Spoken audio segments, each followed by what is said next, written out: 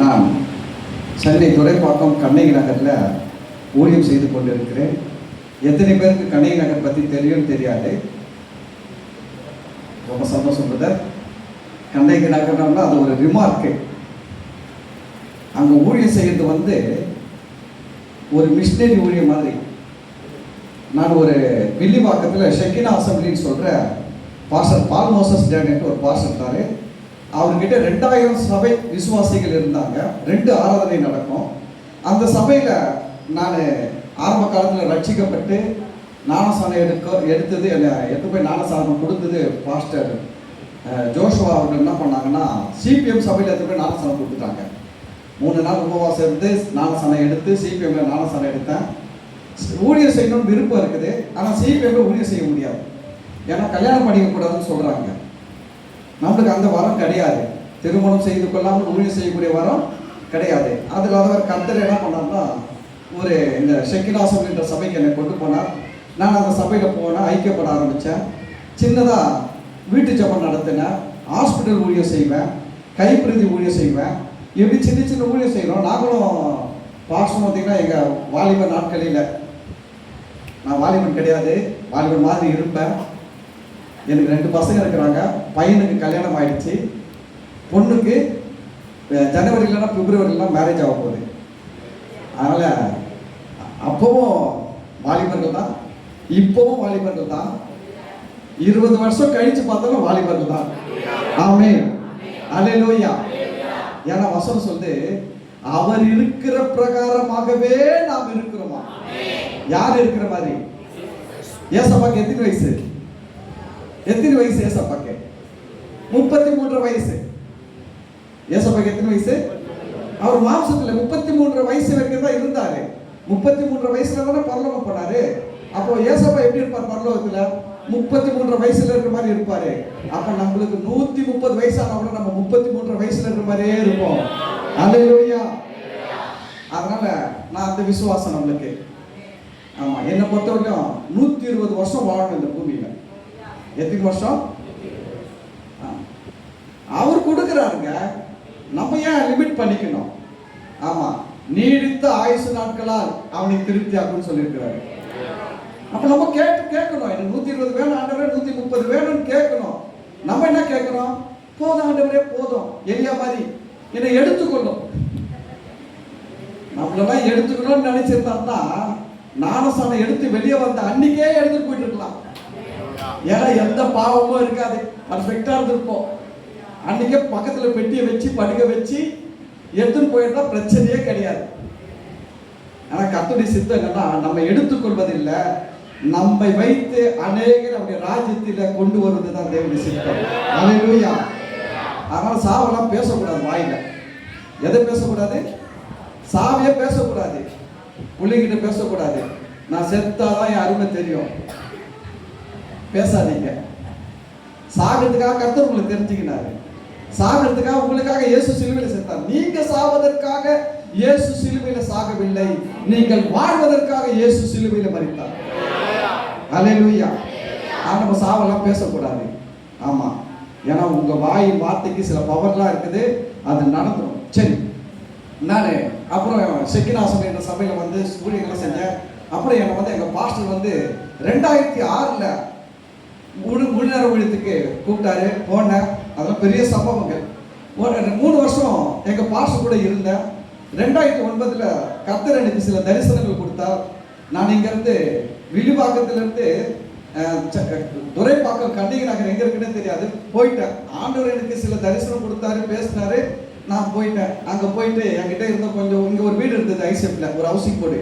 அந்த வீடை ஒரு 3 லட்சத்துக்கு விற்று அங்கே போய் 2 லட்சத்துக்கு வீடை வாங்கி அதை ரெடி பண்ணிட்டேன். அந்த வீடுடைய சைஸ் என்னன்னு கேட்டிங்கன்னா, 8 அடி அகலம், 30 அடி நீட்டு. அதில் 15 அடி 8 அடிக்கு அது குடும்பம் நடத்துறதுக்கு வீடு. மீதி 15 8 என்னன்னு பார்த்தீங்கன்னா சபை நடத்துவதற்கு வச்சுக்கினேன். சபை நடத்துறதுக்கு வச்சுக்கிட்டு நான் அந்த வீட்டில் தான் ஆரம்ப ஊழியம் செஞ்சேன். ஆரம்ப காலகட்டத்தில் பார்த்தீங்கன்னா ஊழியத்தில் போய் அங்கே ஊழியம் செஞ்சுட்டேன். 6 மாதம் ஒரு ஆத்மா கூட வரல. எத்தனை மாதம்? 6 மாதம். இதுதான் இந்த ஸ்டேஜ் அளவு தான் சர்ச் இருக்கும். கரெக்டாக இந்த ஸ்டேஜ் அளவு தான். 8க்கு 14 அவ்வளோதான் இருக்கும். 6 மாதம் பார்த்தீங்கன்னா 7 மணிக்கு தொடங்குவோம். ஃபஸ்ட்டு எங்கள் ஒய்ஃபு 1 ஹவர் பாட்டு பாடுவாங்க. அடுத்த 1 ஹவர் யாருக்கு பசங்க பண்ணுவேன்? என் ஒய்ஃபுக்கு 2 பிள்ளைகளுக்கு.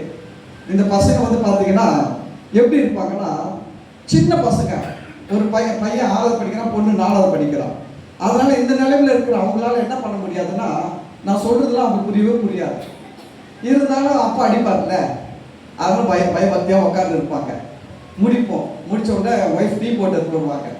டீ குடிப்போம். டீ குடிச்சிட்டு சரி அடுத்த வாரம் பார்ப்போம்னு சொல்லிட்டு இருப்போம்.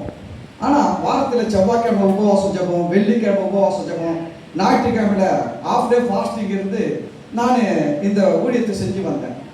ஒரு ஆத்மா கூட வராதுங்க. என்னைக்குனா ஒரு ஆள் வந்து கேட்பாங்க, என்னங்க ஐயா வேலை சர்ச்சு நடத்துதா கேட்பாங்க. ஆமாங்க, என்ன இந்த வாரம் வராங்கன்னு சொல்லுவாங்க. அந்த வாரம் எப்படி இருக்கு தெரியுங்களா? வழக்கமாக துடைக்கிறத விட நல்லா துடைச்சி ரூம் ஸ்ப்ரே அடித்து இங்கே பாட்டு பாடிட்டு எட்டி எட்டி பார்க்குற அந்த ஆத்மா வராதா? எனக்கு தெரியும். ஒரு ஆத்மாவுடைய கஷ்டம் என்னன்னு எனக்கு தெரியும். நான் சொல்கிறேன், உங்கள் பாஸ்டருக்கு இவ்வளோ ஆத்மாக்களை கர்த்தர் கொடுத்துருக்கிறாரு, நான் சும்மா கொடுக்கல. புரியுதுங்களா? ஒரு ஆத்மாவை கூட இழக்கக்கூடாது. நம்ம ஊழியத்தில், நம்ம ஒரு தேவனுடைய ராஜ்யத்தில் ஒரு ஆத்மாவை கூட இழக்கக்கூடாது. ஒரு ஆத்மாவுக்கு அவ்வளோ ஆவலோடு எதிர்பார்ப்பேன். வரன்ட்டு வரவே வராது. பாட்டு முடிஞ்சு பிரசவம் கூட முடிஞ்சிடும். ஒரு ஆத்மாவும் வராது. அப்புறம் திருப்பி சோர்வு வந்துடும். இப்படி இந்த 6 மாசத்துல 3 முறை முயற்சி எடுத்தேன். ஆண்டவர்கிட்ட கேட்டேன், ஆண்டவரே எனக்கு உண்மையில பாஸ்டர் ஊழியம் தானா, சுவிசேஷ ஊழியமா? எனக்கு சுவிசேஷ ஊழியம் ரொம்ப வசதி. ஏன் வசதினா, ஒரு வேலைக்கு போகலாம், வேலைக்கு போயிட்டு சாயங்காலமாக வரலாம், வந்துட்டு ஒரு அரை மணி நேரமோ 1 மணி நேரம் ஜாப் பண்ணலாம். ஒரு 100 ட்ராக்ஸை 200 ட்ராக்ஸை எடுத்துக்கின்னு 1ஆம் தேதி பீச் ரயில்வே ஸ்டேஷனில் கொடுக்கலாம், 2ஆம் தேதி கோட்டை ரயில்வே ஸ்டேஷனில் கொடுக்கலாம், 3ஆம் தேதி பார்க் ரயில்வே ஸ்டேஷனில் கொடுக்கலாம், 4 எக்மோர், 5 சேற்பட்டு, 6 முந்தம்பாக்கம், 7 கோடம்பாக்கம், 8 மாம்பழம், 9 சைதாப்பேட்டை, 10 கிண்டி அப்படின்னு சொல்லிட்டு 31 நாளைக்கு கொடுக்கறதுக்கு 31 ரயில்வே ஸ்டேஷன் இருக்குது. அதனால நான் கேட்டேன், கர்த்தாவே சுவிசேஷ ஊழியம் சொல்லிடுங்க நம்மளுக்கு. ஏன்னா ரொம்ப கஷ்டம், ஊழியத்தில் வருமானம் இல்லை, சாப்பிட்றது கஷ்டம், பிள்ளைகளுக்கு சாப்பாடு போடணும் கஷ்டம். 2வது நான் போய் கண்ணகி நகர் இருந்து பாருங்க, அந்த ஏரியாவில் கரண்ட் கிடையாதுங்க, ரொம்ப கஷ்டம். கரண்ட் இல்லை. ஒரு நாளைக்கு 24 மணி நேரத்தில் 4 மணி நேரம் தான் கரண்ட் இருக்கும். அந்த 4 மணி நேரத்தில் வாஷிங் மிஷினில் துவைக்கிறவங்க துவைச்சிக்கணும், மிக்சியில் அரைக்கிறவங்க அரைச்சிக்கணும், கிரைண்டரில் அரைக்கிறவங்க அரைச்சிக்கணும், அயன் பண்ணுறவங்க பண்ணிக்கணும். எல்லா அந்த நேரத்தில் ஒட்டு மொத்தமாக ஏரியாவில் நடக்கிறதால டிரான்ஸ்ஃபார்மரே வெடிச்சிடும். ஓவர்லோட் கரண்ட்டு, டிரான்ஸ்ஃபார்மர் வெடிச்சிடும். அப்போ அதை மத்தியில் ஓடி இருப்போம். பயங்கர திருட்டு. பக்கெட்டில் ஒரு பக்கெட்டில் தண்ணி வச்சுட்டு நீங்கள் இப்படி போயிட்டு வராங்கட்டையும் தண்ணி ஊற்றிட்டு பக்கெட்டில் எடுத்து போயிடுவோம். ஒரு நாள் நைட்டு எங்கள் வீட்டில் கரண்ட் போயிடுச்சு. நல்லா கொஞ்ச நேரம் இருக்கும், போயிடும் வரோம். ஒரு நாளைக்கு எனக்கு தெரிஞ்சு 20 முறை கிட்டத்தட்ட 20 முறை கரண்ட் போய் வரும். பொருளெல்லாம் போயிடும், நாசமாக போயிடும். கரண்ட் நைட்டு தூங்கி இருக்கிறோம், கரண்ட் போச்சு. வெளியில் வந்து பார்ப்போம், கரண்ட் போச்சுன்னா நம்மளை மட்டும் போச்சா எல்லாருக்கும் போச்சா? எல்லாருக்கும் போச்சுன்னா ஒரு சந்தோஷம், நம்மளுக்கு மட்டும் போச்சுன்னா வருத்தம். என்ன சொல்றீங்க? என்ன மாதிரி தானே நீங்களும்? அவே நம்மளாம் ஒரே குட்டையில உங்க மாட்டேங்க. அதனால வெளியில வந்து பார்த்து பாருங்க. வெளியில பார்த்தீங்கன்னா ஒரு ஆள் இந்த கேபிள் கரண்ட் போகிற அந்த கருப்பு கேபிள் எங்கள் கேபிள் ஆட்ட நோட்டின்னு இருக்கிறான். எனக்கு ஒன்றும் புரியல, தூக்கம் கலக்குமா வந்து என்னங்க பண்ணுறீங்கன்னு கேட்டேன். அவனா சொன்னா, பின்னாடி பக்கம் கரண்ட் போச்சு, அதெல்லாம் லைன் செக் பண்ணுறேன். நான் நினச்சேன் பின்னாடி கரண்ட் போச்சு, லைன் செக் பண்ணுறான் போலன்னு சொல்லிட்டு நான் கம்பு உட்கார அவன் நோட்டத்தை பார்த்துருக்கிறேன். இவன் என் ஒயர் எடுக்கலாம் கை வைக்கிறான் மாட்டேன். கை வைக்கும் போது ஷாக் அடிச்சு தூக்கி போடுது. 3 முறை தூக்கி போட்டுச்சு என் ஒயரை. அதுலேருந்து எடுத்துட்டு என் கேபிள், அது என் கேபிளை திருடுறதுக்கு முயற்சி பண்ணியிருக்கிறான்.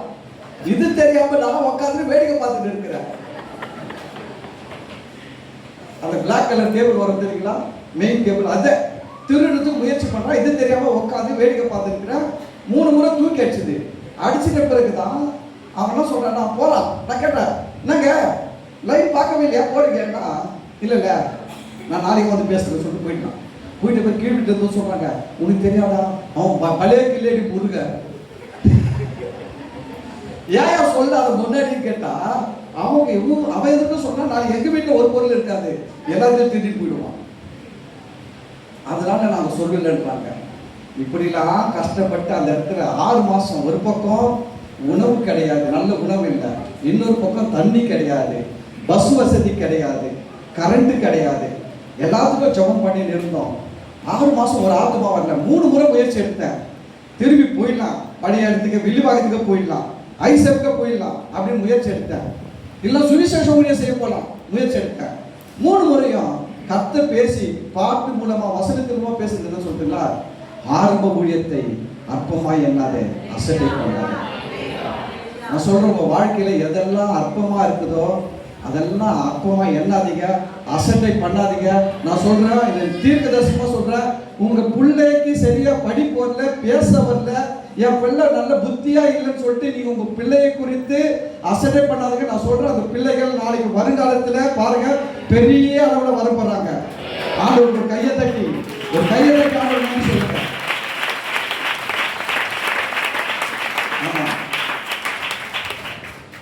கர்த்தர் அமல் செய்யக்கூடியவர். பாருங்க, ஆரம்ப ஊழியத்தை அற்பமா என்னோட அசட்டை பண்ணாதுனாரு.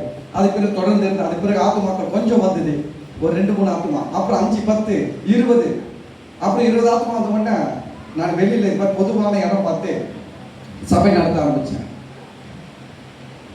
சபை நடத்தினேன். கொஞ்சம் 30-40 ஆத்மா வந்துச்சு. அந்த சபைக்கு இடம் கொடுத்து சொல்லிட்டாரு, நீ ஆரம்பத்தில் வரும்போது என்ன 20 இருந்துச்சு, இப்போ 40 வருது, பில்டிங் இடிஞ்சு வந்துடும், காலி பண்ணிட்டாரு. சரி, அங்கிருந்து காலி பண்ணி இன்னொரு சர்ச்சுக்கு போகணும், இன்னொரு இடம் பார்த்து போனேன். அந்த இடத்துல சர்ச்சில் ட்ரம்ஸ் வச்சிருந்தோம். அப்போ பித்தில் இருக்கும் பார்த்தீங்களா, அந்த ட்ரம்ஸு, அந்த ட்ரம்ஸில் இருக்கிற பித்தில் ஃபேனில் இருக்கிற காயில்களை திருடுறதுக்காக நைட்டோட நைட்டாக சர்ச்சு அது வந்து சிமெண்ட் ஓட உடைச்சி உள்ளே குதிச்சு எல்லா அந்த ட்ரம்ஸில் இருக்கிற பித்தில் ஃபேனு, காயில், ஃபேன் எல்லாத்தையும் திருடிட்டு போயிட்டாங்க. சண்டே சர்ச்சு நடந்தவங்க உள்ளே வந்தா ஒரு ஃபேன் கிடையாது, காயில் கிடையாது, ட்ரம்ஸில் பித்திலேயே கிடையாது. அது சில் தட்டுவாங்க போறாங்க, திரும்பி போயிட்டாங்க. எங்கே போய் என்ன பண்ணுது? சரி போய் சொல்லிதுன்னு விட்டு செஞ்சேன். அதுக்கு பிறகு கர்த்தர் என்ன கொஞ்சம் கொஞ்சமாக ஆசீர்வதிச்சாரு. என்னாச்சு தெரியுங்களா? கர்த்தருடைய பெரிதான கிருபையினால இன்னைக்கு அந்த இடத்துல ஒரு 1 கோடி ரூபாய் கொடுத்து 1/2 கிரவுண்ட் இடம் வாங்கியிருக்கிறோம். 1 கோடி ரூபாய் கட்டி கொடுத்து சபை கட்டிட்டோம். ஹல்லேலூயா, ஹல்லேலூயா. சந்தோஷமா இருந்தா கை தட்டுங்க.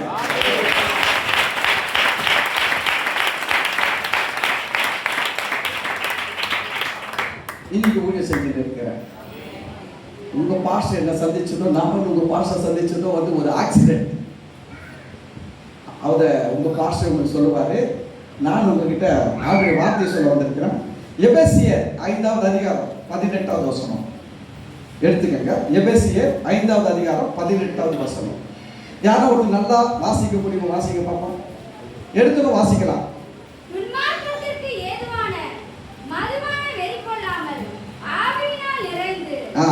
அவ்வளவுதான் இருக்குது அந்த வசனமே. அப்போஸ்தலனாகிய பவுல் எழுதுறாரு, துன்மார்க்கத்திற்கு ஏதுவான மதுவான வெறி கொள்ளாமல் ஆவியினாலே நிறைந்து. பின்னாடி என்ன சொல்றாருன்னா, சங்கீதங்களினாலும் கீர்த்தனைகளினாலும் நாடக பாட்டுகளினாலும் ஒருவருக்கு ஒருவர் புத்தி சொல்லுங்க. அப்போ இங்க பவுல் ஒரு காலத்தை வலியுறுத்துறாரு. என்ன வலியுறுத்துறாருன்னா, ஆவியில நிறைந்து. எப்படி இருக்கணும்? நம்மளாம் ஆவியினால் நிறைந்து இருக்கணுமா?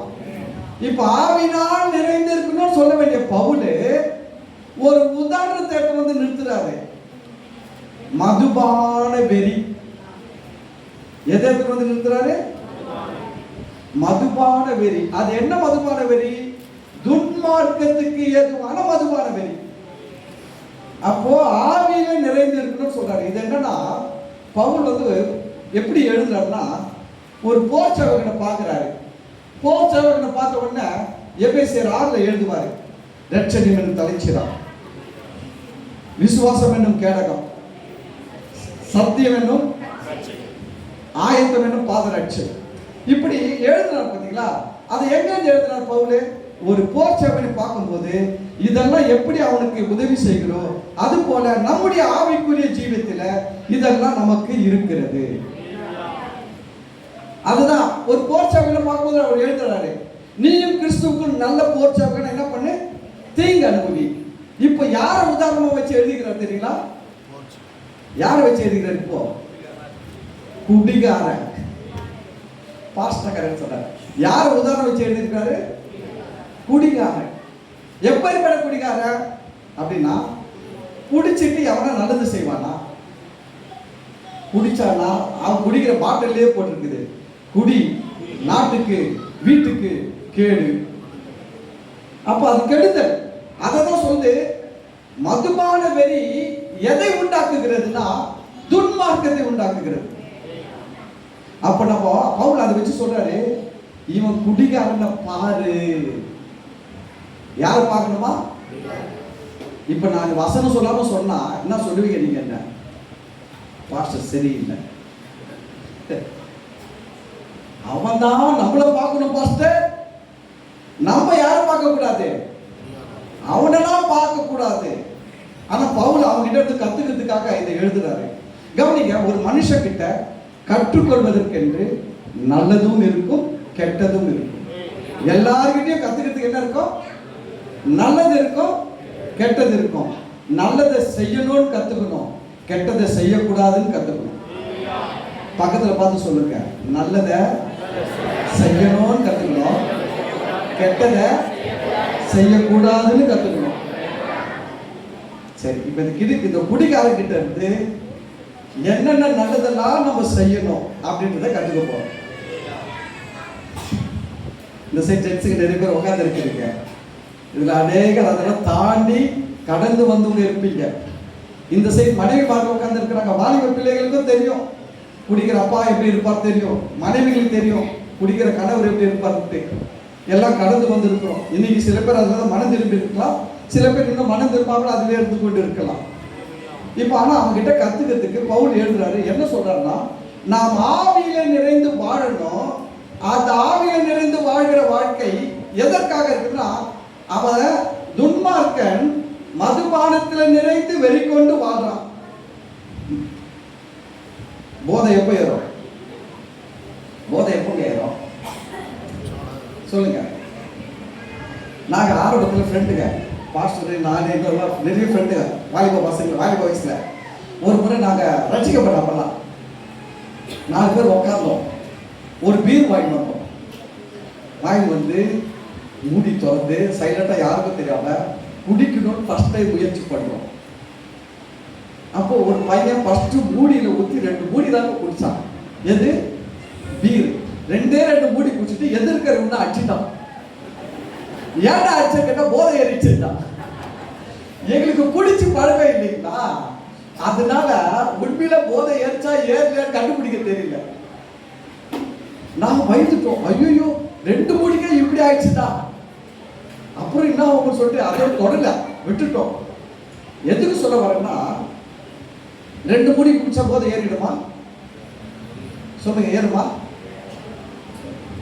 நான் சொல்றேன், ரொம்ப நல்லவங்க, நான் ரொம்ப கெட்டவன்.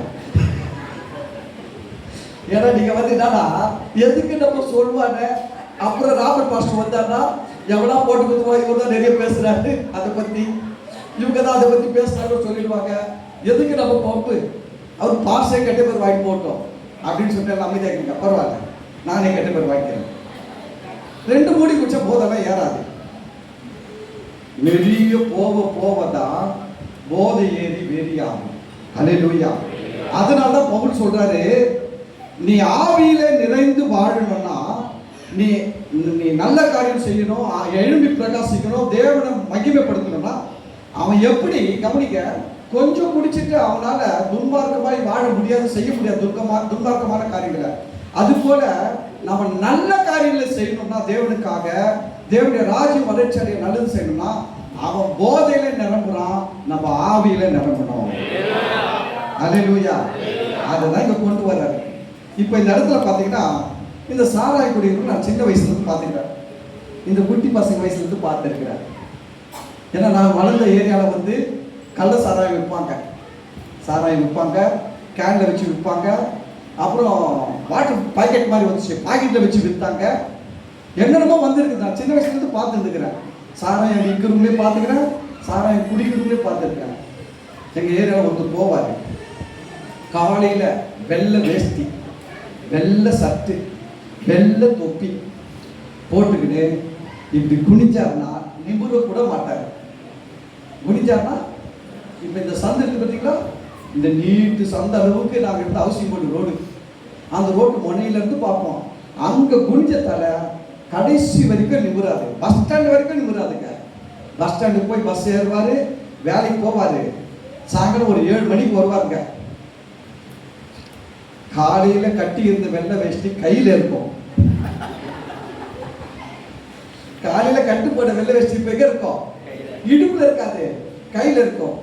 அந்த பட்டாப்பட்டு, என்னது பட்டாப்பட்டியா, பட்டாப்பட்டி டவுசர் வெளியில தெரியும், சற்று வெளியில தோக்கும்.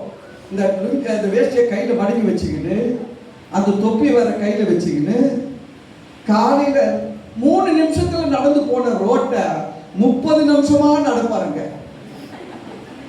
காலையில் எத்தனை நிமிஷம் கடந்து போனாரு? 3 நிமிஷத்துல போயிட்டார் மனுஷன்.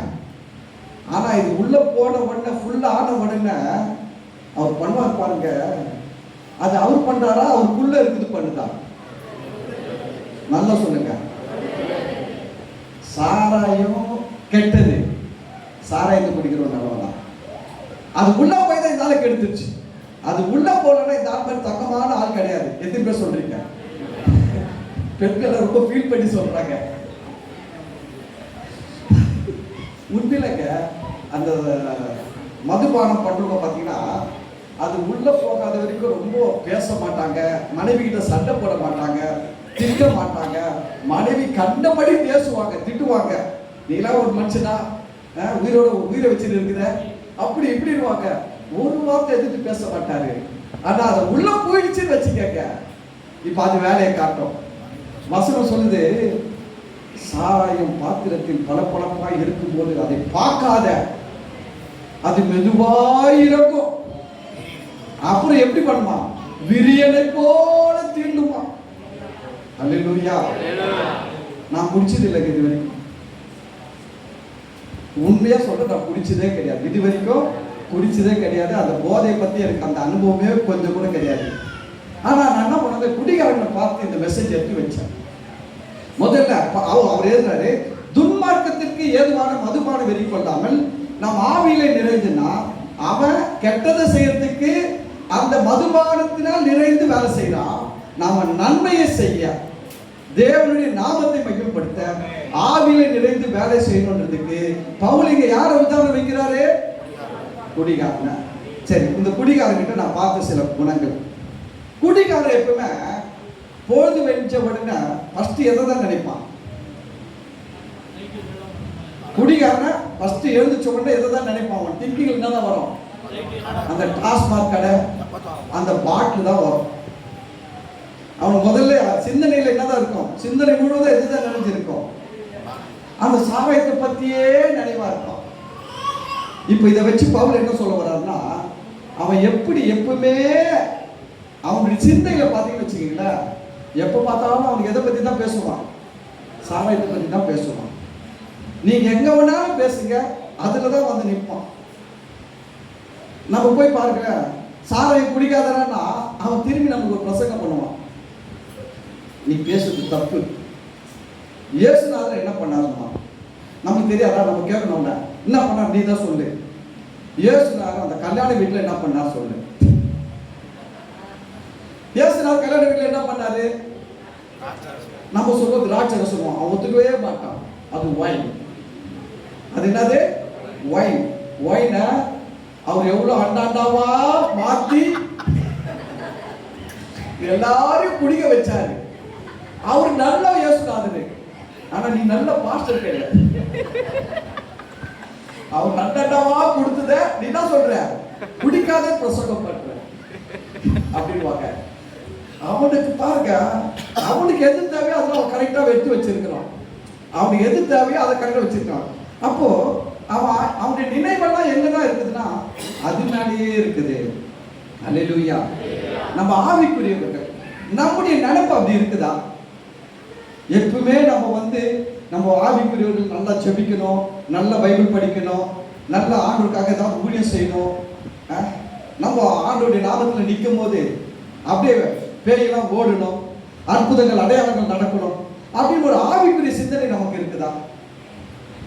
யோசிச்சு பாருங்க. பவுல் கரெக்டாக சொல்லிக்கிறாரோ சொல்லிங்களா? அவனுக்கு இருக்குது. அது மேல அவனுக்கு எப்பவுமே மைண்ட் இருந்துகிட்டே இருக்குது. நமக்கு நம்ம சிந்தனை எங்க இருக்குது? காலையில எழுந்திரிச்ச உடனே பாருங்க, எத்தனை பேர் ஆண்டவரை நினைச்சுன்னு எழுந்திருப்பீங்க? பொய் சொல்லக்கூடாது, கர்த்தர் பார்க்கிறார்.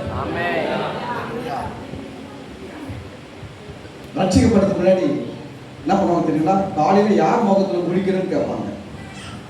யார் முகத்துல? சில பேர் சொல்லுவாங்க, இந்த முகத்துல முடிச்சிடாத அடிபட்டுரும், இது முகத்துல முடிச்சிடாத நாசமா போயிடுவாங்க. ஆனா அதை முடிக்கிறதுக்குன்னா சில முகங்களை வச்சிருப்பாங்க மக்கள். எப்படியாவது வச்சிருப்பாங்க, போட்டோ கிட்ட வச்சு இல்ல ஆளுகளை கீழே வச்சு சொல்லுவாங்க. அந்த காலத்துல நான் சொல்றது 90s அப்போ அந்த ஆளுங்களை சொல்லுவாங்க, எங்க இருக்கிற, எதுக்கு வந்து நில்லு அப்படின்னு சொல்லிட்டு அந்த முகத்துல முடிச்சுட்டு தான் போவாங்க.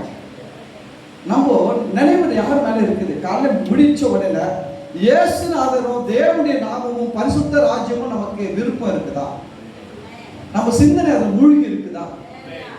போய் பேசக்கூடாது. எத்தனை பேர் போன் வச்சுக்கிறீங்க? டச் போன் எத்தனை பேர் வச்சுக்கிறீங்க? எத்தனை பேர் ரீல் பாக்குறீங்க? சொல்லுங்க, பரவாயில்ல. நீங்க பொய், அதாவது உண்மையை சொல்லணும், அது பொய் சொல்றதுக்கு சமம்.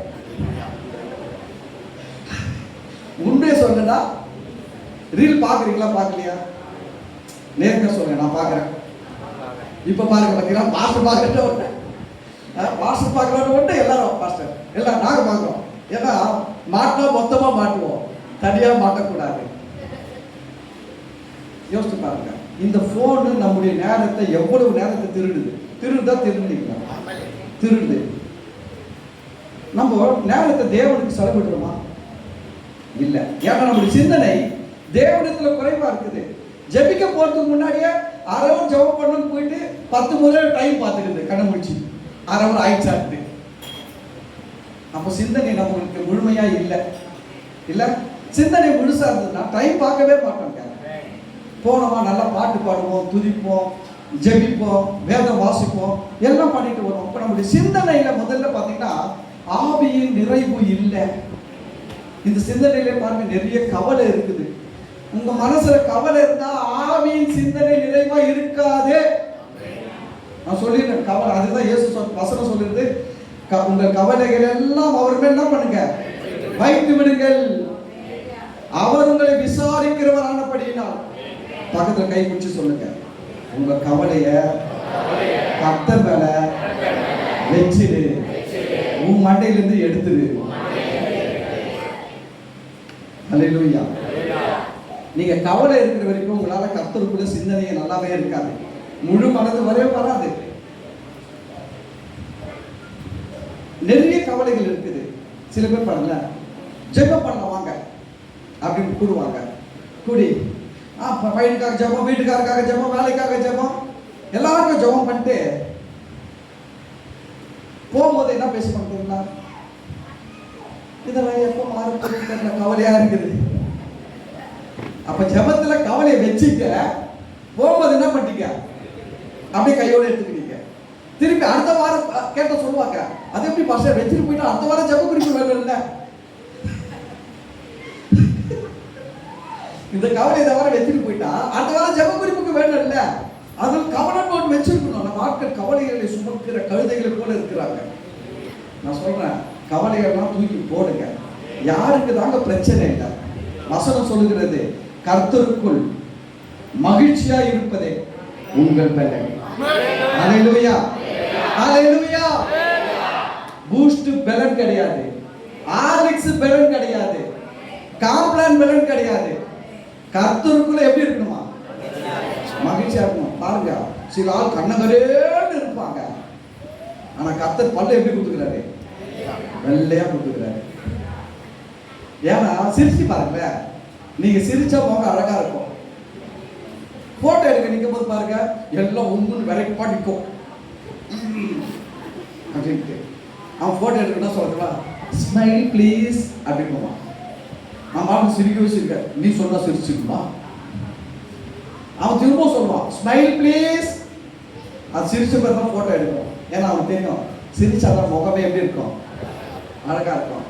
நான் இளமையா இருக்கிறேன். அந்த இளமையின் ரகசியம் என்ன தெரியுமா?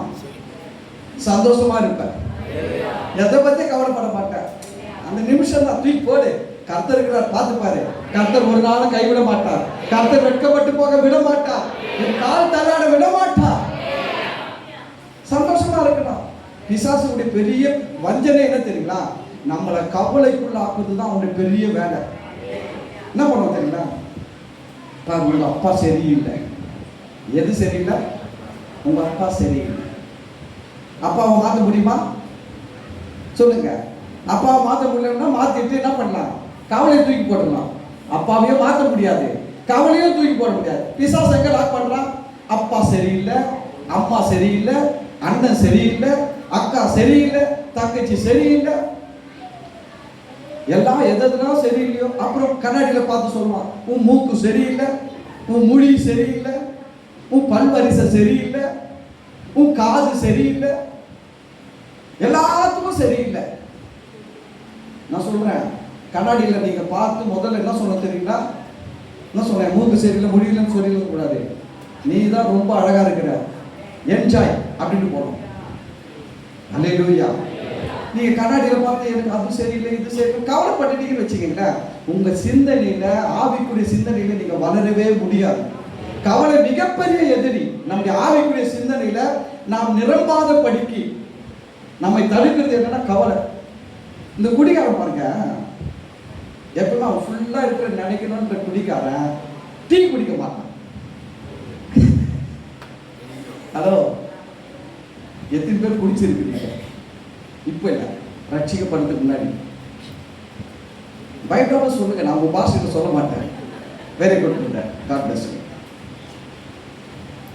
யாரும் இல்லைங்களா என்ன மாதிரி டோட்டல் ஆள்காக்காளா, ஜீரோ ஆள்காக்காளா சொல்லுங்க. எல்லாம் முழிக்கிறீங்களா பாருங்க. இப்ப ரெண்டாவது கை வந்துக்குது.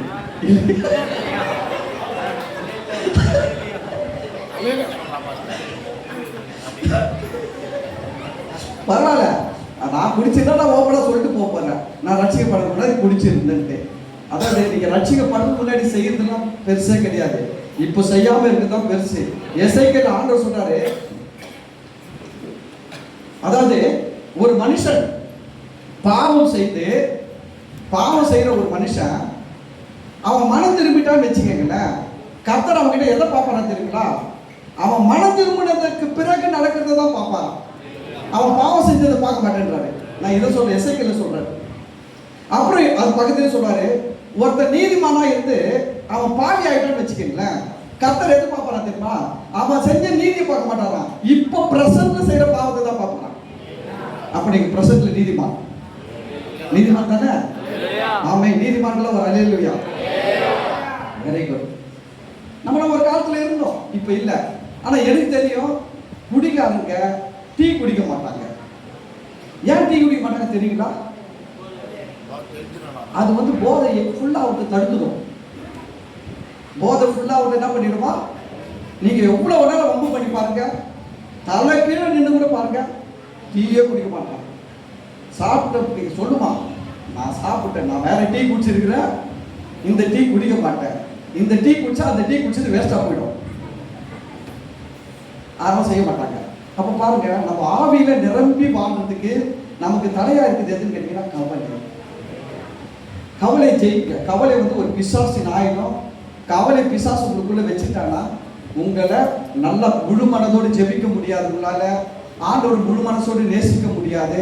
ஆட்டோமேட்டிக்கா நீங்க வந்து ஆண்டவரை முறுமுறுக்க ஆரம்பிச்சிருவீங்க. நிறைய காரியங்கள், ஆவியின் நிறைவை தடுக்கிற காரியங்கள் வந்துடும் கவலை. அல்லேலூயா, அல்லேலூயா. சரி, ஃபர்ஸ்ட் பாயிண்ட் என்ன சொன்ன? மது. அதில் நடந்து இருக்கும், அதன் நினைவு சிந்தனை அதிலே இருக்கும். வசனம் சொல்லிட்டு ரோமர் 8:6, மாம்ச சிந்தனை மரணம், மாம்ச சிந்தை மரணம், ஆவியின் சிந்தனையோ ஜீவனும் சமாதானமும். அல்லேலூயா, அல்லேலூயா. ஆவியின் சிந்தனை ஜீவன் சமாதானம், நல்ல பீஸ்ஃபுல்லா இருக்கலாம்.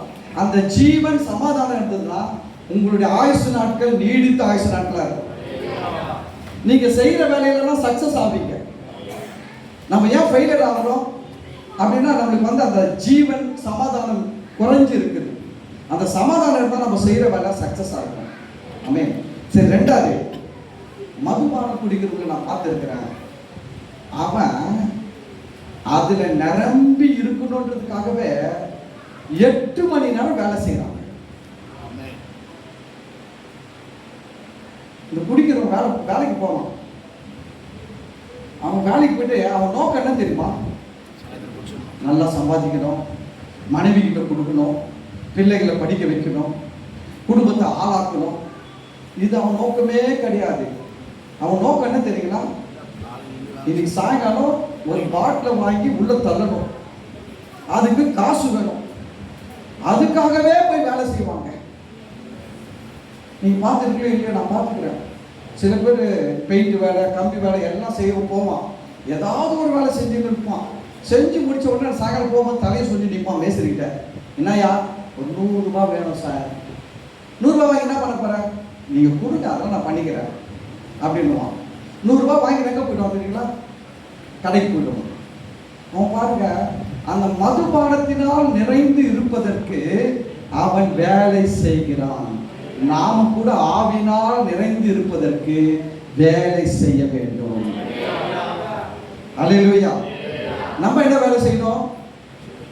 எப்பெல்லாம் சபை கூடுதல் இருக்குதோ அப்பெல்லாம் மிஸ் பண்ணவே கூடாது, வந்துடும்.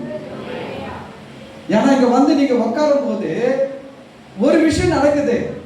உங்களுக்கு என்ன தெரியுதோ தெரியல தெரியாது, நீங்க உங்க உள்ளான மனுஷனில் வல்லமையாய் பலப்படுகிறீர்கள். நீங்க இவங்க வந்து ஆண்டுடைய வார்த்தைகளை கேட்கும் பொழுது உங்களுடைய ஆவியில, ஆத்மாவில, சரீரத்தில் அது பலனை கொடுக்கிறது. அது ஆவி நிறைவு உண்டாக்கும். அதுக்குதான் சர்ச்சை எப்பெல்லாம் கூடுதல் வந்துடணும்.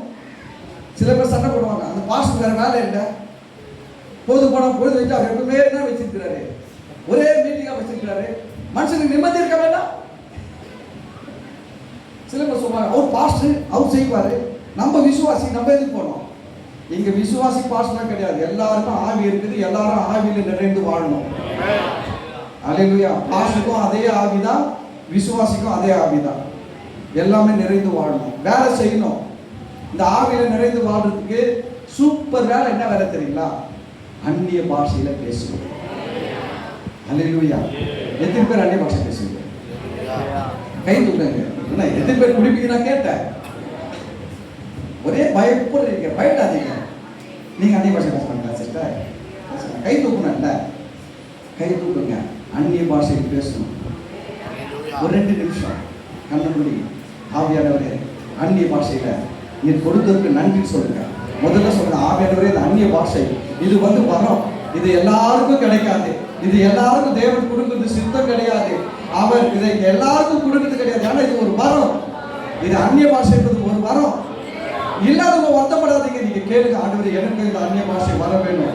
ஓ ராபா சபோ ரக மனது ரக தேரேக்க மனது ரிபி கபா ரகத்து இருக்கணும். நீங்க அந்நிய பாஷையில பேசும்பொழுது ஆவியானவர் உங்களுக்குள்ள இருந்து நீங்கள் ஜெபிக்க முடியாத காரியங்களுக்கு, நீங்கள் ஜெபிக்க தெரியாத காரியங்களுக்காக ஓ ரே சபோ ரக மனது ரகல் லேக்க மனது ரபா ஹம் ரேக்க நகல் துரிபி கபா ரகத்துரு ஷாது ரீக்க மனது ரிபி கபா ரகத்து இருக்கணும். கர்த்தர் வரங்களை விருத்தியடை செய்வார்.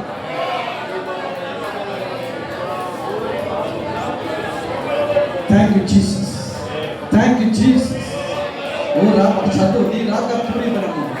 கர்த்தர் உங்கள் மூலமாக பிசாசுகளை துரத்துவார். கர்த்தர் உங்களை கொண்டு அற்புதங்களை செய்வார். கர்த்தர் உங்கள் மூலமாக தீர்க்க தரிசனங்களை விளக்க வைப்பார். கர்த்தர் உங்கள் மூலமாக சுகத்தை வெளிப்பட பண்ணுவார்.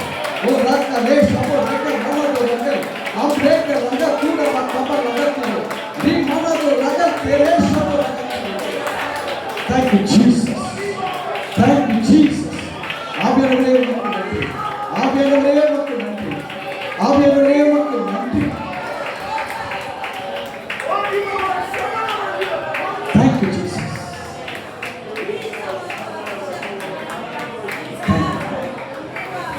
Thank you Jesus. Hallelujah. ஆவியிலே நிரம்புறதுக்கு நமக்கு ஆண்டவர் கொடுத்த கொடுத்திருக்கிற செகண்ட் நல்ல ஆயுதம் எது தெரியுமா? அந்நிய பாஷை. அந்நிய பாஷை பெற்று இருக்கிறவங்க நம்ம எப்ப அந்நிய பாஷை பேசணும் தெரியுங்களா? சபையில வந்து 3வது பாட்டுக்கு. எத்தனாவது பாட்டுக்கு? 3வது பாட்டுக்கு. அங்க கீபோர்டு, அங்க பேட் எல்லாம் பயங்கர ரிதம் ஏறணும். மேலே ஏறினாதான் நம்ம அந்நிய பாஷை இல்லைங்க. அந்நிய பாஷை எப்பவுமே நமக்குள்ள இருக்குது. பரிசுத்தாவினர் நமக்குள்ள இருக்கிறார். வசனம் சொல்லு, பரிசுத்தாவினரை தேவன் எப்படி கொடுத்திருக்கிறாரா? என்றென்றைக்கும் இருக்கும்படி. எப்படி கொடுத்திருக்கிறாரு? என்றென்றைக்கும். பரிசுத்தாவினர் வந்து பழைய ஏற்பாட்டில் வந்து பரிசுத்தாவினர் வருவாரு, சில காரியங்களை செய்வாரு, திரும்பி போயிடுவார். திரும்பி கிதியோனோ சிம்சோனோ ஆண்டவரே தேவனே அப்படின்னு கத்துனா ஆவியானவர் இறங்கி வருவாரு, கிரியை செய்வாரு, போயிடுவாரு. அது பழைய ஏற்பாடு. இப்போ புதிய ஏற்பாட்டில் அப்படி கிடையவே கிடையாது. புதிய ஏற்பாட்டில் கவனிங்க, பரிசுத்தாவினர் உங்களுக்குள்ள வந்து விட்டார். உங்க ஒவ்வொருத்தருக்குள்ள பரிசுத்தாவினர் இருக்கிறார். கவனிங்க, அந்நிய பாஷை என்பது வரம், பரிசுத்த ஆவியானவர் என்பது நமக்கு கொடுத்து இருக்கிற, தேவன் கொடுத்து இருக்கிற கிருபையுள்ள ஈவு. பரிசுத்த ஆவியானவர் எல்லாருக்கும் கொடுத்து இருக்கிறார். ஆனா வரம் எல்லாருக்கும் கிடையாது. பவுல் எழுதுறாரு, எல்லாரும் அப்போஸ்தலர்களா? சொல்லுங்க, எல்லாரும் அப்போஸ்தலர்களா? எல்லாரும் அப்போஸ்தலர்களா? இல்ல. அப்படின்னா என்ன? அது வந்து ஒரு ஊழியத்தின் அழைப்பு. யாருக்கெல்லாம் அப்போஸ்தல அழைப்பு இருக்குதோ அவங்களாம் அப்போஸ்தலர்கள். அப்படிதான். எல்லாரும் தீர்க்கதரிசிகளா? எல்லாரும் போதகர்களா? எல்லாரும் சுவிசேஷங்களா? அப்படியே எழுதி எடுத்துட்டு வந்து எங்க நிறுத்துறாரு தெரியுங்களா? எல்லாரும் அந்நிய பாஷை பேசுகிறார்களா? அப்ப அந்நிய பாஷை என்ன? வரம். கர்த்தர் அந்நிய பாஷை பேசுறது நான் சொல்றேன், உங்களுக்கு வரத்தை கொடுத்திருக்கிறாரு. நீங்க நிறைய அந்நிய பாஷை பேச பேச பேச உங்க மூலமாக பிசாசுகளை துரத்துகிற வல்லமையை கர்த்தர் வெளிப்படுத்துவார். அற்புதங்களை செய்கிற வல்லமையை வெளிப்படுத்துவார். தீர்க்க தரிசனங்களை வெளிப்படுத்துவார். விட்டுறாதீங்க. சரி பாஸ்டர், எனக்கு அந்நிய பாஷை இல்லை பாஸ்டர். ஒன்றும் பிரச்சனை இல்லை. பொல்லாதவர்களாகிய நீங்கள் உங்கள் பிள்ளைகளுக்கு நல்ல ஈவுகளை கொடுக்க அறிந்திருக்கும் போது பரமபிதா தம்மிடத்தில் வேண்டிக் கொள்ளுகிறவர்களுக்கு பரிசுத்த ஆவியை அருளாது இருப்பது எப்படி? கொடுப்பது அதிக நிச்சயமாக. அல்லேலூயா. கொடுப்பாரு. வயசாயிடுச்சு, இனி வாங்கி என்ன பண்ண போறேன்? இல்ல இல்ல இல்ல இல்ல. நான் சாகுற கடைசி நாள்ல கூட இயேசுக்காக சாதிச்சுட்டு சாகுறேன். என்ன சொல்றீங்க? விட்டுட்டு போக கூடாது. மோசே சொன்னாரு, ஒரு குழம்பும் பின் வைக்கப்படுவதில்லை. பார்வன் சொல்றாரு, சரி இதெல்லாம் எடுத்துட்டு போ, அதெல்லாம் எடுத்துட்டு போ, இதெல்லாம் ஒண்ணுல சும்மா விட்டுடுப்பா. அவர் சொல்றாரு, ஒரு குழம்பும் பின் வைக்கப்படுவதில்லை. குழம்புனா என்னது? குழம்பு இல்ல, நகம். குழம்புனா என்னது? மாட்டுக்கு காலில் இருக்கிற நகம். அந்த நகத்துக்கு பேர் தான் குழம்பு. அவர் சொல்ற நகத்தை கூட விட மாட்டேன். நம்ம ஜீவன், நம்ம பலன், நமக்கு கொடுத்திருக்கிற திறமை, நமக்கு கொடுத்திருக்கிற தாளந்து கர்த்தருக்காக யூஸ் பண்ணிட்டு போகணும், வேஸ்ட் பண்ணிட்டு போக கூடாது. அல்லேலூயா. இப்ப பரிசுத்தர் எல்லாருக்குள்ளே இருக்கிறார். நல்ல கவனிங்க, பரிசுத்தர் எல்லாருக்குள்ள இருக்கிறார். அந்நிய பாஷை என்பது வரும். அதை நல்லா புரிஞ்சுக்கங்க. உங்களுக்கு சந்தேகம் இருந்தா நான் 1 Corinthians 12 காட்டுறேன். 1 Corinthians 12 வாங்க.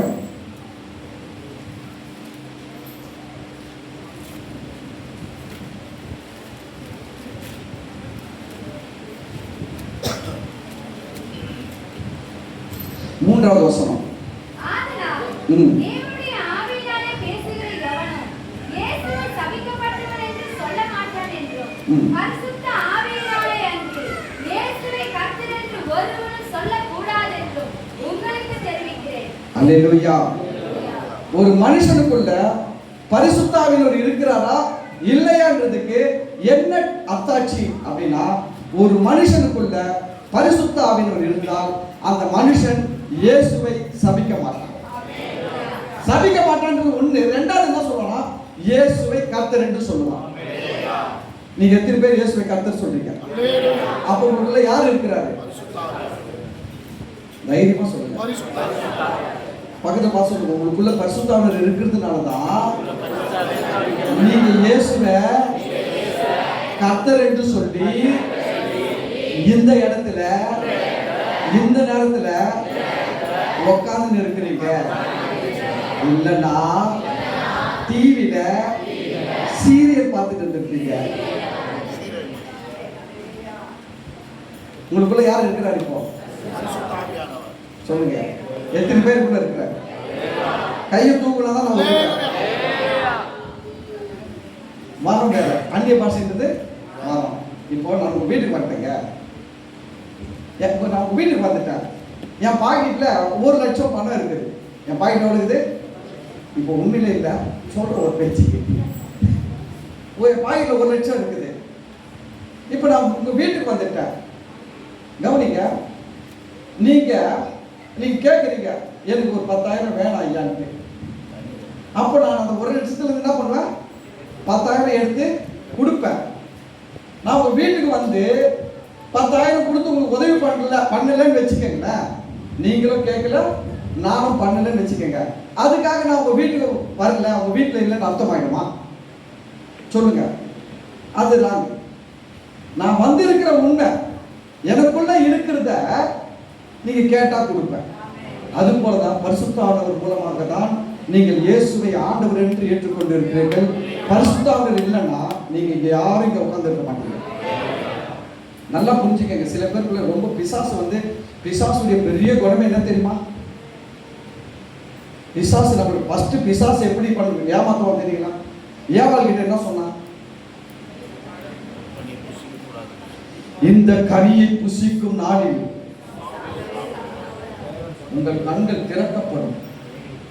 உங்கள் கண்கள், நீங்கள் தேவனை போல இருப்பீர்கள், நீங்கள் சாகவே சாவதில்லை.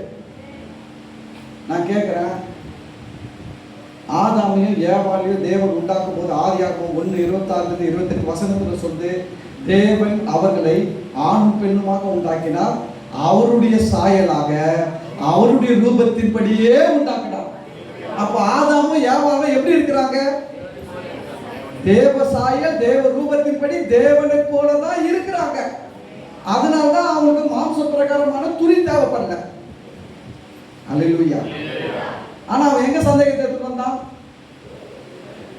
அதுலதான் எடுத்து வந்தான். எதுல எடுத்து வந்தான்? நீ ஆண்டவருடைய பிள்ளையா இருக்கிற, ஆண்டவருடைய சாயல்ல இருக்கிற, ஆனா அதை நம்ப வைக்காம சந்தேகப்பட வைக்கிறது தான் பிசாசுடைய வேலை.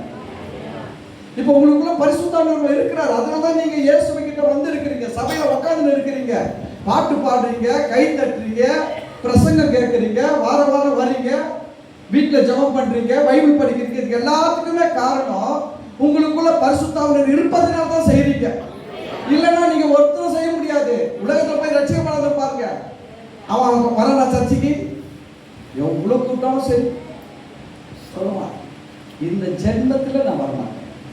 போயிட்டோம், நல்லா போயிட்டோம், கடைசியில் ஒரு இடத்துல போய் நிற்பேன். அப்போ தெரியும், ஐயோ போதகத்தை வெறுத்தேனே, சிஸ்டர் பிரதர் பேச்சை கேட்காம போனேனே அப்படின்னு நான் சொல்றேன். என்ன இருக்குது? அவனால ஏன் வர முடியல? அவனுக்குள்ள பரிசுத்தவர் இல்லை. நமக்குள்ள பரிசுத்தவர் இருக்கிறதுனால தான் நம்மளை இங்க உட்கார வச்சிருக்காரு. ஆனா பிசாசு என்ன பேசுவானா? உனக்குள்ள பரிசுத்தவர் இல்லை. நீங்க சின்னதா ஒரு தப்பு பண்ண உடனே அவன் வந்து என்ன சொல்றாருமா, நீ இந்த தப்பு பண்ணிட்ட, உனக்குள்ள பரிசுத்தவர் இருந்தா செஞ்சிருக்கியா? நீ செஞ்சிருக்க மாட்டேன் அப்படின்னு போய் சொல்லுவான். நான் சொல்றேன், நம்ம தவறு செய்வது வேறு, பாவ செயல்கள் வேற, பாவம் வேற. என்னது? பாவ செயல்கள் வேற, பாவம் வேற. இயேசுவின் ரத்தம் சகல பாவத்தையும் நீக்கி நம்மை சுத்திகரிச்சது, பாவ செயல்களை நீக்கி சுத்திகரிக்கல. அதனாலதான் நம்ம கிட்ட என்ன இருக்குதுன்னா பாவ செயல்கள் இருக்குது, ஆனா பாவம் இல்லை நமக்குள்ள. அதனாலதான் யோவான் எழுதும்போது சொல்றாரு, தேவனால் பிறந்தவன் பாவம் செய்ய மாட்டான். அப்படின்னா என்னன்னா அவனுக்குள்ள அந்த பாவம் சுபாவம் கிடையாது. இயேசு அதை மாற்றி விட்டார், நீக்கி விட்டார். அவன் பாவத்தில் நினைச்சிருக்க மாட்டான். ஆனா சின்ன சின்ன பாவ செயல்கள் இருக்குமா? இருக்கும். ஆனா அதெல்லாம் சரி பண்ண முடியுமா? முடியும். அதுக்கெல்லாம் வழி இருக்குது, ப்ராப்பரான வழி இருக்குது. ஹலோ, இதுக்கெல்லாம் சரியா, அதாவது ஒன்று சொல்லிட்டுங்க, சில வியாதிக்கு மருந்து மாத்திரை, சில வியாதிக்கு இன்ஜெக்ஷன், சில வியாதிக்கு ஆப்ரேஷன். அது போல எல்லாத்துக்குமே வழி இருக்குது, எல்லாம் ஜெயிக்கலாம். ரோமர் 6வது அதிகாரம் 14வது வசனம் படிக்க. ரோமர் 6:14.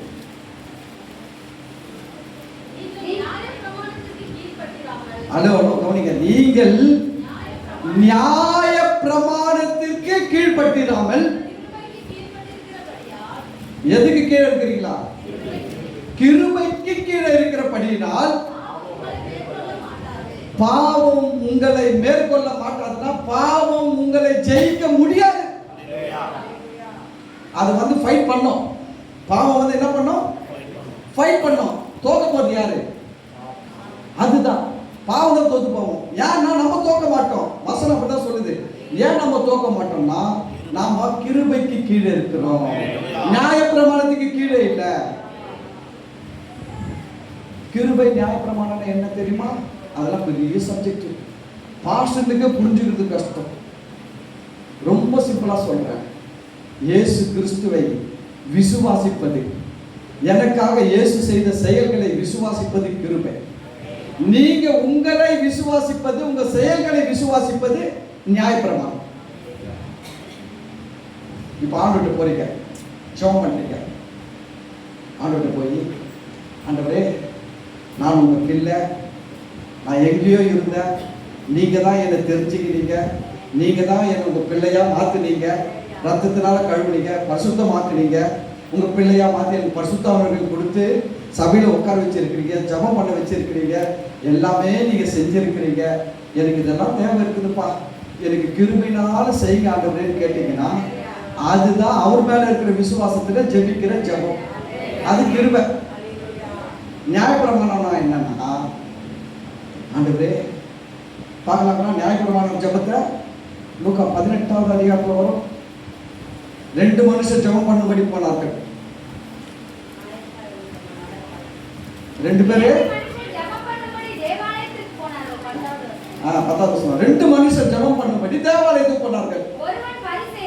ஒருவன் பரிசேயன், மற்றவன் ஆயக்காரன். பரிசேயன் வந்து நியாயப்பிரமாணத்தை ஃபாலோ பண்றவன்.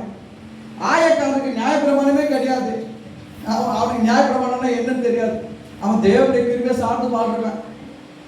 அவன் கடவுள்கிட்ட போய் என்ன கேட்கலாம் தெரியுங்களா? அவன் பாருங்க, 2 பேர் ஜெபத்தையும் பாருங்க. ஒருவன் ஜெபிக்கிறான்,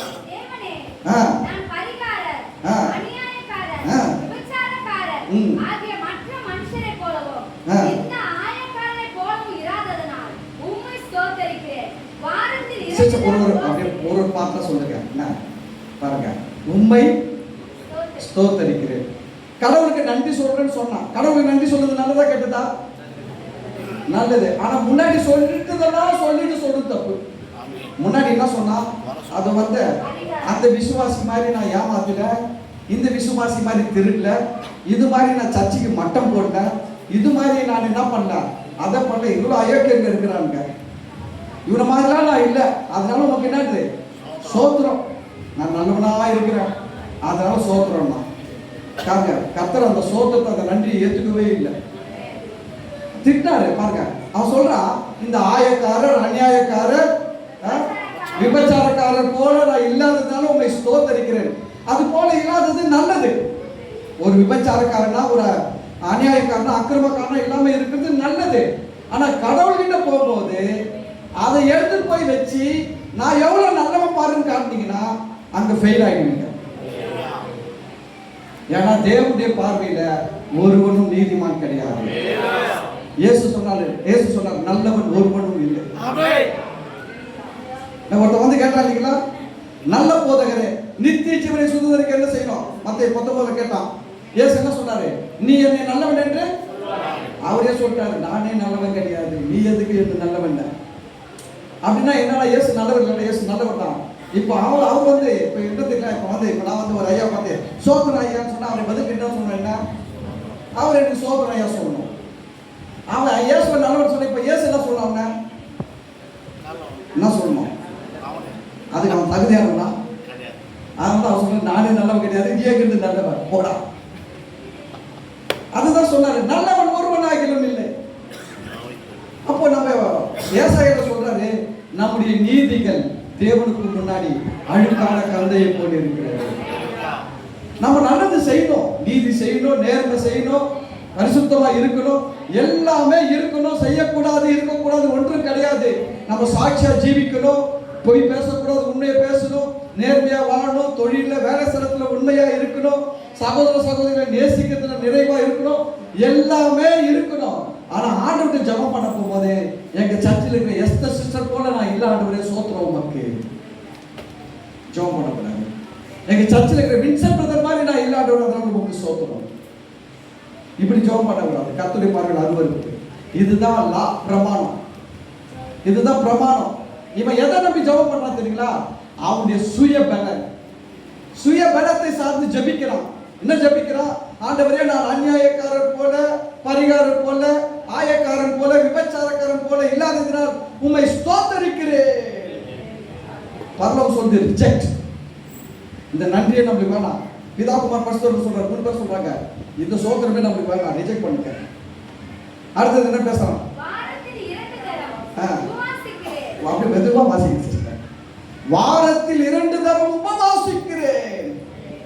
நீ 2 தரம் உபவாசி, 3 தரம் உபவாசி, 6 தரம் கூட உபவாசிப்போம். கர்த்தர்கிட்ட போகும்போது இதெல்லாம் பேசக்கூடாது. ஏன்னா நான் உபவாசிக்கிறதுக்கு எனக்கு பலன் கொடுக்கிறவரே கர்த்தர் தான். கர்த்தர் எனக்கு பலன் கொடுக்கலன்னா என்னால உபவாசம் இருக்க முடியாது.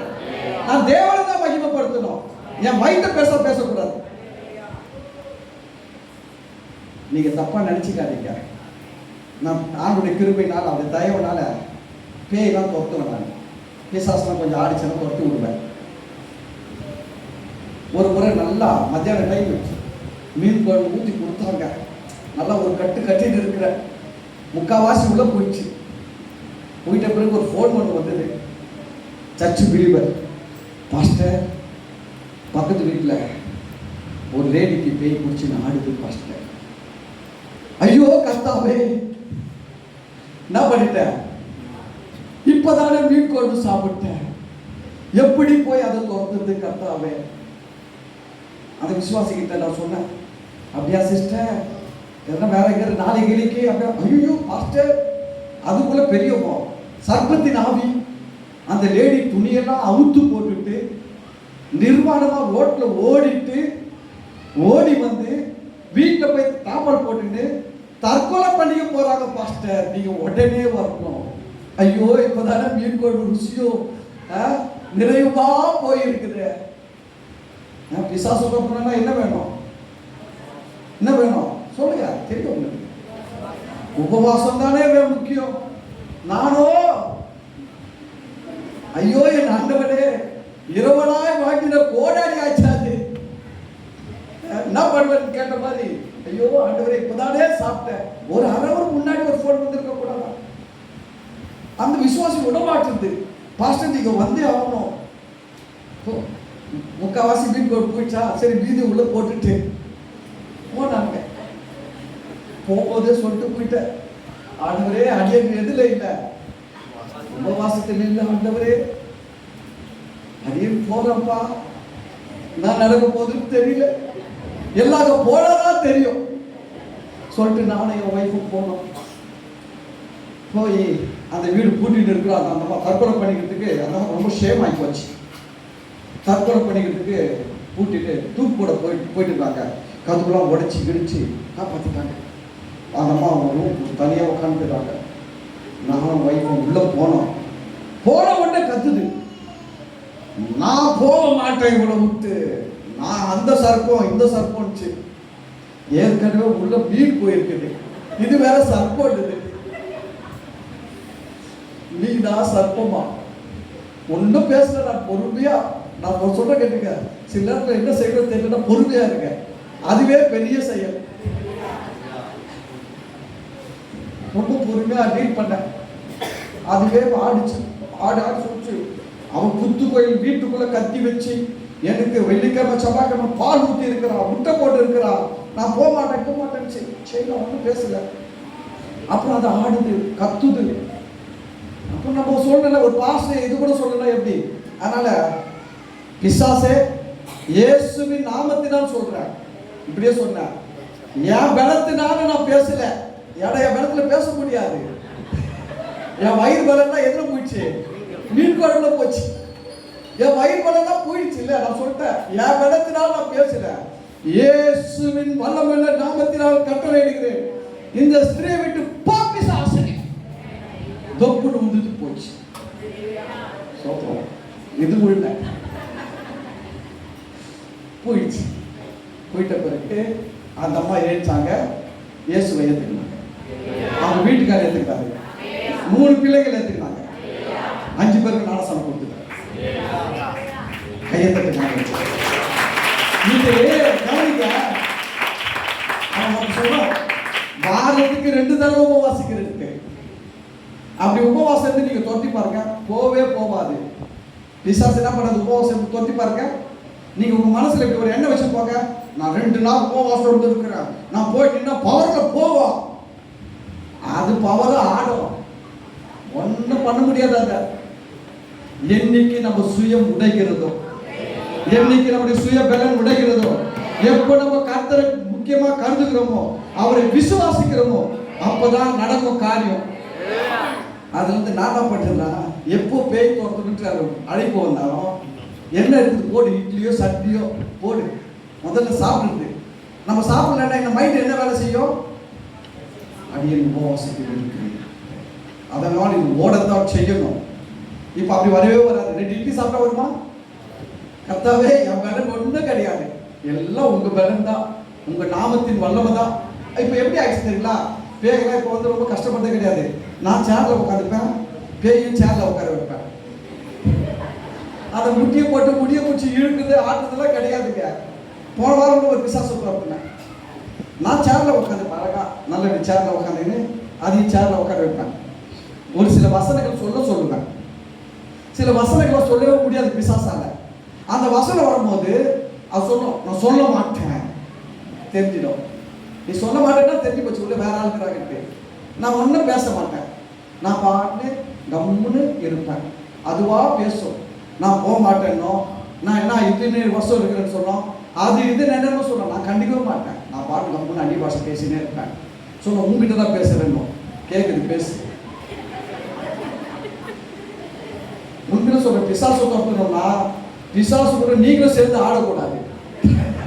நான் பாருங்க எப்படி தெரியுங்களா, ஒரு பிசாசு ஆடிட்டுவேன், அது வரைக்கும் இல்லாத அசையாத உடம்பு கூட சுறுசுறுப்பா ஏறி நின்று ஒரு டாப்லெட் கையை தட்டு, வல்லமை உண்டு உண்டு உண்டு. முன்னாடி பாட்டியா வல்லமை உண்டு உண்டு பாஸ்டர் எவ்வளவு சொல்லியிருப்பாரு. வல்லமை உண்டு உண்டு பாடுனா பாடுறது கிடையாது. ஒரு பிசாசு ஆடின உடனே பாருங்க, வல்லமை உண்டு உண்டு பாட்டா வரும். நான் சொல்றேன், அதனால நான் சொல்றேன், நீ பேசு, என்ன பண்ணாலும் பேசு. அது 10 முறை 100 முறை சொல்றோம், நான் போக மாட்டேன், நான் போக மாட்டேன், நான் கண்டிக்கவே மாட்டேன். எனக்கு தெரியும், ஒன்று தெரியும், இது இயேசுவின் நாமத்துக்கு முன்னாடி என்னதான் ஆகணும், போய் தான் ஆகணும், வேற வழியே கிடையாது. No way, no chance. Hallelujah. அதனால நான் நம்ம ரொம்ப பொறுமையா இருந்து அதை ஆடிலாம் முடிச்சு பேர் நம்ம ஆட்டத்தை தொடங்கணும். அதை ஆடும்போது நீங்க ஆட்டத்தை தொடங்குனீங்கன்னு வச்சுக்கங்க, ஆட்டத்துல ஜெயிக்க மாட்டீங்க. நான் சொல்றேன், பிசாசை தொடங்கணும்னா அது ஆடும்போது நீங்க ஆடக்கூடாது. அதை ஆடி முடிச்ச உடனே தான் நம்ம ஆட்டத்தை தொடங்கணும். அதை ஆடி முடிச்ச உடனே இயேசுவின் நாமத்தில் சொல்றேன், போ. அந்த விசுவாசத்தோடு சொல்லி பாருங்க, போயிடும். அப்ப எதுக்கு சொல்ல வரேன்னா, கவனிக்க, அவன் சொல்றான், வாரத்துக்கு 2 தடவை உபவாசிக்கிறேன். உபவாசம் இருக்கு, தப்பு கிடையாது. நான் கூட உபவாசம் இருக்கிறேன், ஆனா எதுக்கு உபவாசம் இருக்கிறேன்? என்னுடைய ஆவியில நான் பலப்படணும், என்னுடைய ஆவியில உள்ளான மனுஷனில் நான் வல்லமையாய் பலப்படணுன்றதுக்காக, தேவனுக்கு தெரியும்படியாக, எனக்கும் தேவனுக்கும் தெரியும்படியாக தனிமையில் நான் உபவாசம் இருக்கிறேன். உபவாசம் தப்பு கிடையாது, உபவாசம் தான் நல்லது. உபவாசம் தான் சரீரத்துக்கு நல்லது, ஆத்மாவுக்கு நல்லது, ஆவிக்கு நல்லது. புரியுதுங்களா? உபவாசம் கெடுதல் கிடையாது. ஆனா உங்க சிந்தனையை கெடுத்துடக்கூடாது உபவாசம். அப்படி என்ன வந்துச்சுன்னு வச்சுக்கல, அதெல்லாம் அப்ப அங்கதான் நம்ம சுய பலத்துல போறோம், சுய முயற்சியில போறோம். அப்போ அடுத்தது படிக்க சிஸ்டர்.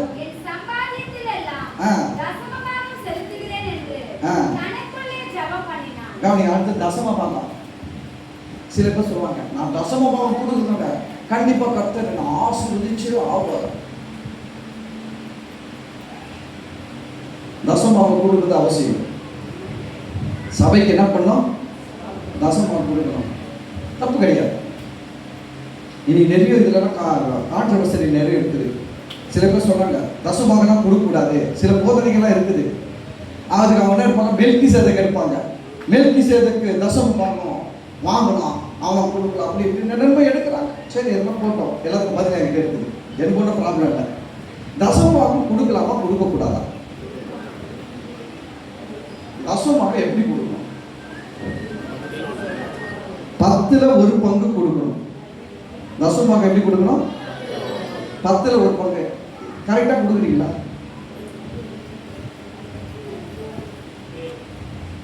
நான் 2 டைம் பார்த்துருக்கிறேன்.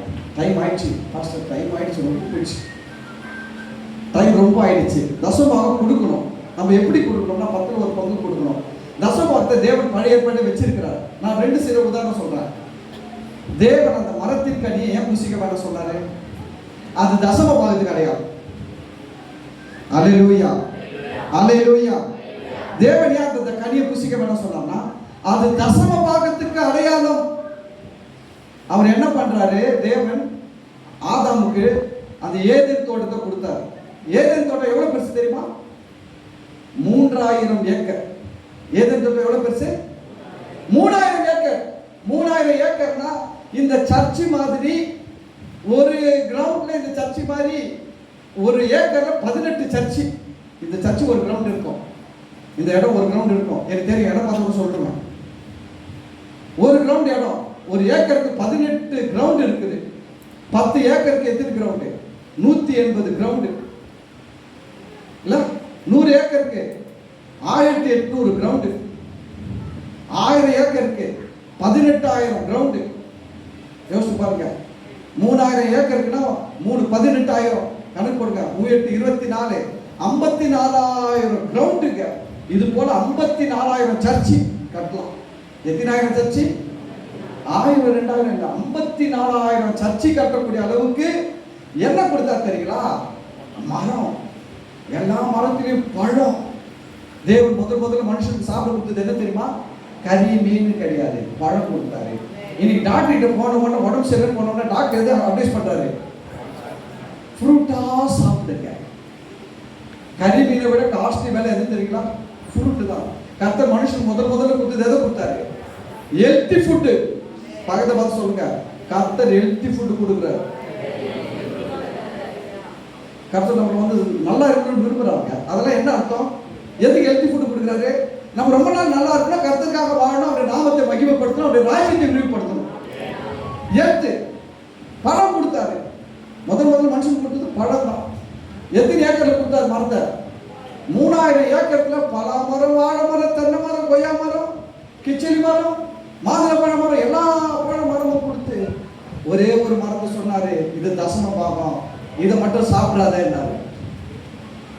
இந்த ஆள் என்ன பண்ணிருக்கலாம்? ஆதாமையா மரியாதை ஒரு மரத்தை விட்டுட்டு மீது எல்லாம் பழந்து சாப்பிட்டுட்டு சந்தோஷமா இருந்திருக்கலாமா? முடியாதா? முடியாதா? ஆனா அதை கெடுத்தது யாரு? ஃபர்ஸ்ட் வந்து அவன் என்ன சொன்னான்? இதை தேவன் மாதிரி இருக்கிறவங்களே இல்லைன்னு சொன்னான். இப்ப என்ன சொல்றான்?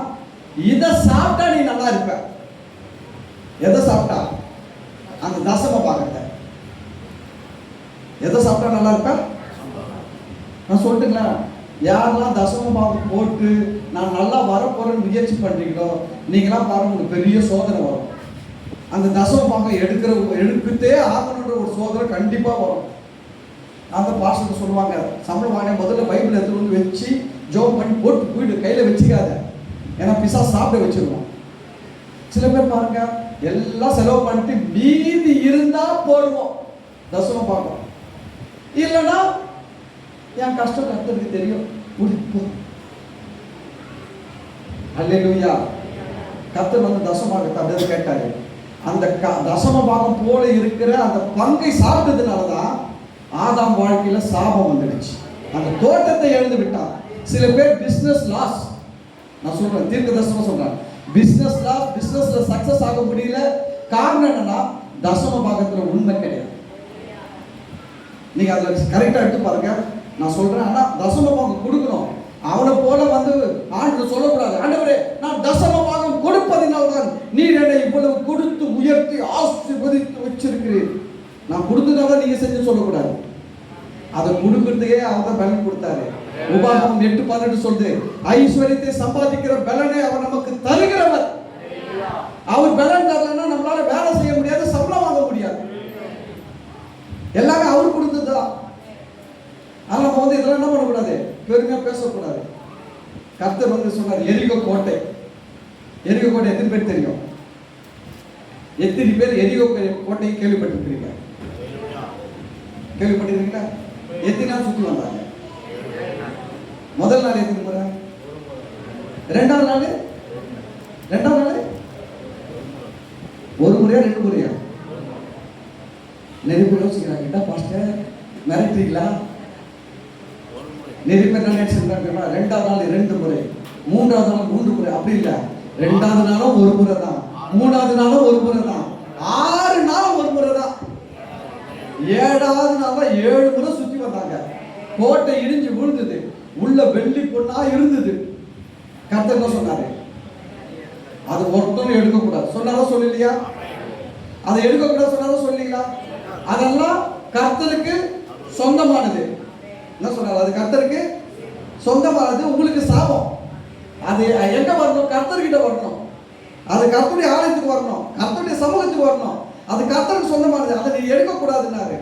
அதுல கை வச்சுதான் ஆகான் நாசமா போனோம். ஆமான் வேற ஆகான் வேற. எஸ்தர்ல வர்றவன் ஆமான், எரிகோல வர்றவன் ஆகான், ஆகாதவன் ஆகான். அவன் எடுத்தான். ஏன் கர்த்தர் வந்து இதில் எடுக்க வேணாம்னு சொன்னாரு? சொல்லுங்க, நான் சொல்றீங்களா? கானான் தேசத்தை ஃபுல்லா கொடுக்குறாரு, அதெல்லாம் நீ எடுத்துக்கோ, இது தசம பாகம். எரிகோ என்னது? தசம பாகம். அது கர்த்தருக்கு சொந்தமானது, அதுல கையை வைக்காதேன்னாரு. அதுல கை வச்சுதான் செத்து போனான். யாரு? ஆகான் மட்டும் சாவலங்க, குடும்பமே செத்து போச்சு. அல்லேலூயா. அப்ப பாருங்க, தசம பாகம் கொடுக்கிறது நல்லது. ஆனா கர்த்தர்கிட்ட போய் மார்த்தாட்ட கூடாது. நான் கொடுத்ததுனால தான் கர்த்தர் கொடுத்தாரு, நான் கொடுத்ததுனால கர்த்தர் எனக்கு செஞ்சா. இல்ல இல்ல இல்ல, அந்த குப்பையெல்லாம் தூக்கி போடுங்க. அதுக்கு அடுத்தது அவன் ஜெபம் பண்ண சிஸ்டர் தெரியல, அவன் என்ன ஜெபம் பண்ணாரு? அவன் ஜெபம் முடிஞ்சு போச்சு. இப்ப அடுத்தது ஆயக்காரன் தூரமா நிக்கிறான். நின்று என்ன சொல்றான்? வேற கூட பார்க்கல, எனக்கு கொஞ்சம் கூட தகுதி கிடையாது, நான் இதை செஞ்சு அதை செஞ்சு சொல்றது. அவன் கூட எதாவது செய்ய முடியுமா? ஆயக்காரன் உபவாசம் இருக்க முடியுமா? முடியும். ஆயக்காரன் உபவாசம் இருக்க முடியாதா? இருக்க முடியும். ஆயக்காரன் தசமா கொடுக்க முடியாதா? கொடுக்க முடியும். 10 மேல 1 ரூபாய் கொடுப்பான். இவன் 100 1000 மேல 100 ரூபாய் கொடுத்தா அவன் 10 மேல 1 ரூபாய் கொடுத்துட்டு இருக்க போறான். ஆனா அவன் எப்படி ஜெபிக்கிறான் தெரியுங்களா? கண்களை வானத்துக்கு ஏறெடுக்க துணியாமல் அடித்துக் கொண்டு, இதுதான் கிருபை. அது நியாயப்பிரமாணம். செஞ்சதெல்லாம் கர்த்தர்கிட்ட போய் சொல்லி காட்டுறது நியாயப்பிரமாணம். எத்தனை பேர் சொல்லி காட்டுறாங்க தெரியுங்களா? ஜெபத்துல, ஆண்டவரே நான் உமக்காக எவ்வளவு பரிசுத்தமா ஜெபிக்கிறேன், அந்த சகோதரி என்ன மாதிரி இல்லை, ஆனா நீங்க அதுக்கு செய்றீங்க, எனக்கு ஒன்றும் செய்யறது இல்லை. நான் எத்தனை வாரம் லீவ் பண்ணாம ஒழுங்கா வர தெரியுமா? அது ஒழுங்காவே வராது, அதுக்கு செய்யறீங்க, எனக்கு செய்யறது இல்லை. நான் எவ்வளவு ஊழியம் செய்யறது தெரியுமா உங்களுக்காக? இது வரைக்கும் 1,22,000 டாக்ஸ் கொடுத்துருக்கிறேன். நீங்க எனக்கு என்ன செஞ்சீங்க? அது ஒரு டாக்ஸ் கூட கொடுக்கல, அதை நல்லா வைக்கிறீங்க. நீங்க செஞ்சதெல்லாம் நல்லதுதான், ஆனா செஞ்சது அவர்கிட்ட போய் சொல்லி காட்டீங்கன்னா அங்கதான் இருக்கலாம். அதான் நான் என்ன சொல்றேன்னா, எவ்வளவு வேணாலும் செய்யுங்க, அதை ஆண்டவர்கிட்ட கொண்டே போவாங்க. அவர்கிட்ட போகும்போது ஒண்ணே சொல்லுங்க, ஆண்டவரே நான் உங்களை நம்பி வந்திருக்கிறேன்ப்பா, நான் உங்க பிள்ளை, உங்களுக்கு என்ன கொடுக்கணும்னு விரும்புறீங்களோ அதெல்லாம் கொடுத்தாங்க. எவ்வளவு ஆயுசு நாள் கொடுக்குறீங்க?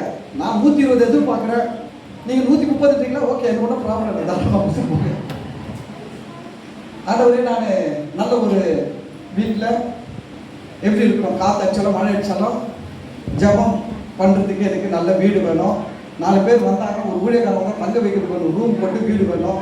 நீங்கள் கொடுக்குறத ஒரு வீடு கொடுத்தாலும் கொடுங்க, இல்லை 2-3 கொடுத்தாலும் கொடுங்க, அதை முடிச்சுட்டு செய்யுங்க. அப்படின்னு சொல்லிட்டு போயிட்டீங்கன்னா நீங்க நல்லா வந்துருவீங்க. அங்க போய் நின்றுக்கிட்டு இவன் ஜெபம் பண்ண மாதிரி நான் வாரத்துக்கு 2 தரம் உபவாசிக்கிறேன், இவனை போல இல்லை அவனை போல இல்லை, நான் ரொம்ப யோக்கியமாக்கும், நான் தசமபாகம் கொடுக்குறேன்னாக்கும் அப்படிலாம் சொல்லி ஜெபம் பண்ணா ஃபெயில் ஆகிடும். அப்போ எப்படி போக போகிறோம்? எப்படி போக போகிறோம்? அவரை நம்பி. அதுதான் கிருபைன்றது. என்னன்னா நம்ம செயல்களை நாம் செய்யணும், அதன் அடிப்படையில் கேட்கக்கூடாது. புரியுதுங்களா? நல்லா ஜெபம் பண்ணோம், 3 மணி நேரம் ஜெபம் பண்ணோம், ஆண்டுகிட்ட போய் எப்படி கேட்கணும்? நான் 3 மணி நேரம் ஜெபம் பண்ணியிருக்கிறேன், நீங்க என்ன செய்ய போறீங்க அப்படி கேட்காது. 100 பேருக்கு சேலை வாங்கி கொடுங்க, சேலை வாங்கி கொடுத்துட்டு ஆண்டுகிட்ட போய் எப்படி கேட்கணும்? ஆண்டவரே நான் 100 பேர் சேலை வாங்கி கொடுத்துட்டேன், நீ என்ன செய்ய போற?